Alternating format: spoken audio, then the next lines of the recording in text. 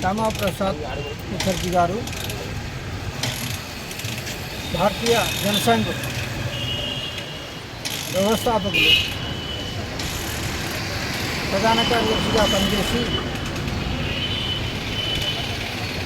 భారతీయ జనతా పార్టీని ఎంతో అభివృద్ధి చేసి భారతదేశంలో 2 సీట్లు ఉన్నటువంటి స్థానాలను ఈరోజు భారతదేశంలో ప్రేరేపితగన్న పార్టీగా విస్తరించడం జరిగినది. అంతేగాక మన ప్రధానమంత్రి నరేంద్ర మోడీ సారథ్యంలో యావత్ ప్రపంచ దేశాలు భారతదేశం యొక్క ప్రగతిని కొనియాడుతూ ఉన్నాయి. మరియు ఆనాటి యొక్క కాంగ్రెస్ వ్యతిరేక విధానాలను అవలంబిస్తున్నటువంటి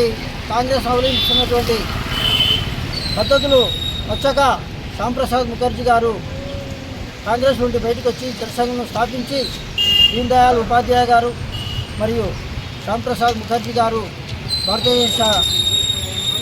జనతా పార్టీని గణనీయంగా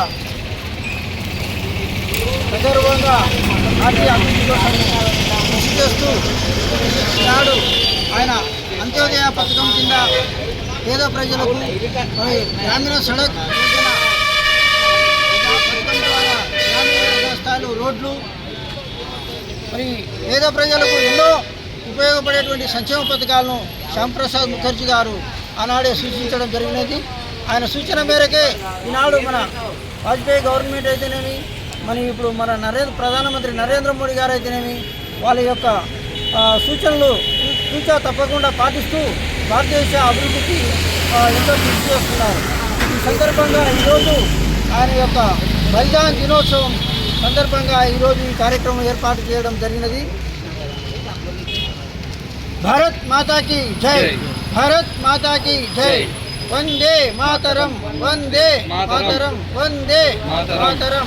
నా పేరు లింగన్న, రాష్ట్ర కార్యవర్గ సభ్యులు, పనగానపల్లి నియోజకవర్గం, నంద్యాల జిల్లా, ఆంధ్రప్రదేశ్.